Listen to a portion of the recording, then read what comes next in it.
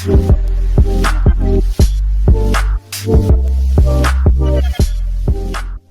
guys, Airsoft Tech here, and welcome back. Today we're going to be talking about something that I've changed my mind on just a little bit in the past couple years, and that is cylinder heads.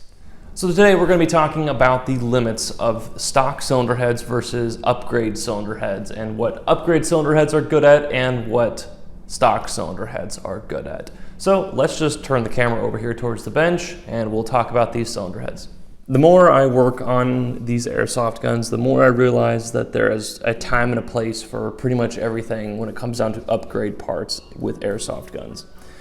So that being said about the cylinder heads, the understanding with cylinder heads used to be many years ago that if you're in your gearbox shell and you're upgrading your compression system, you're upgrading your cylinder, your piston head, your air nozzle, you might as well also replace the cylinder head. You might as well get a really cool pink or red or blue or green cylinder head that's CNC'd, double O-ring, and a full metal piece so that you can just have a more durable and better functioning cylinder head. So that became the standard practice, and that's what people did for many years. And then the understanding in the tech community went from that to, well, really, the cylinder head never breaks. I only need one O-ring to get a good seal, and that's really that. I don't need to spend money on an upgrade cylinder head. And that's what a lot of people started to do, myself included, that we didn't really need to upgrade the cylinder head, or so we thought.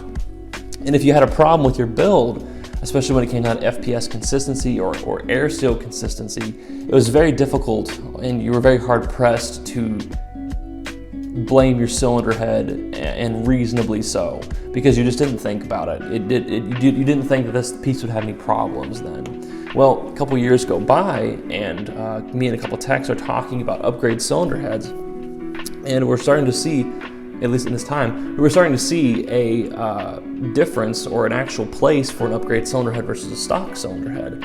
Now, stock cylinder heads are great. You can use them in most builds, and that is still true to this day. However, when you start to hit the point where you're getting into very high rate of fire territory, combined with very high FPS output builds, you start to see and you start to actually need to have an upgrade cylinder head. And here's why. With stock cylinder heads, the nozzle and the actual plastic body here are two separate pieces, obviously. But you can see I can easily push this nozzle in and out. And on very high rate of fire builds, the theory goes, and me and a couple of techs have talked about this, so it's not mine. The theory goes that in these very high rate of fire builds, the nozzle actually shakes back and forth, and you can kind of see it there. It is shaking back and forth. The nozzle shakes back and forth under the pressure and the abuse that the piston and the main power spring do to the cylinder head. So then, you start to see a need for the upgrade cylinder head, because this is a one whole contained unit.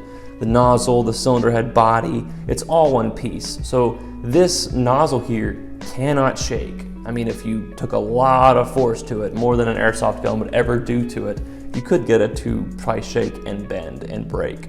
But that's not gonna happen in your airsoft gun. So really, like I said at the very beginning, all these things have a time and a place.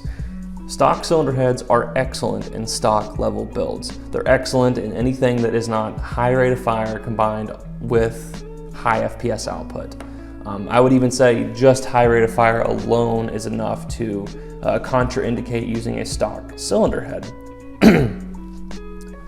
So that's the limitations of a stock cylinder head. Now I still use stock cylinder heads in probably 90% of all builds, but it's only when I start to hit over 35 RPS or even over 30 RPS that I start to question the usability of a stock cylinder head.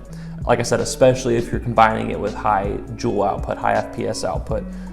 So that's what I think the limitation is for a stock cylinder head. Now, upgrade cylinder heads, like I said, that's when you want to move to an upgrade cylinder head when you're starting to hit high rates of fire, high FPS output combined with high rate of fire is when you start to need this. Now, you don't need this for every build. It's a waste of money if you're keeping your gun under 30 RPS, if you're keeping your gun around 300 FPS at 30 RPS, you don't need to replace your cylinder head. I know it's very tempting because they're really shiny, they're really cool looking, but don't do it. Another thing to think about when it comes down to stock versus upgrade cylinder heads is that stock cylinder heads are plastic, they absorb energy a little bit better, they dissipate that energy a little bit better, whereas upgrade cylinder heads, all metal, all brass, all aluminum, whatever, tends to transfer that energy really well to the front end of the gearbox shell. So if you're running a weaker gearbox shell, I really wouldn't replace the cylinder head for a metal cylinder head, because I don't have definitive proof to point to this or to make this assertion with, but it's been my experience that if you use upgrade cylinder heads in weak gearbox shells, you will break the gearbox shell very quickly, especially with anything that is high performance. Now, another thing to think about is that these stock cylinder heads tend to fit a lot better in these gearbox shells. I almost never have to modify a stock cylinder to fit into a gearbox shell, any kind. So that being said, these stock cylinder heads tend to fit just better in everything. Now, these CNC or brass injection molded or whatever have you cylinder heads tend to be a lot more difficult on your gearbox shell.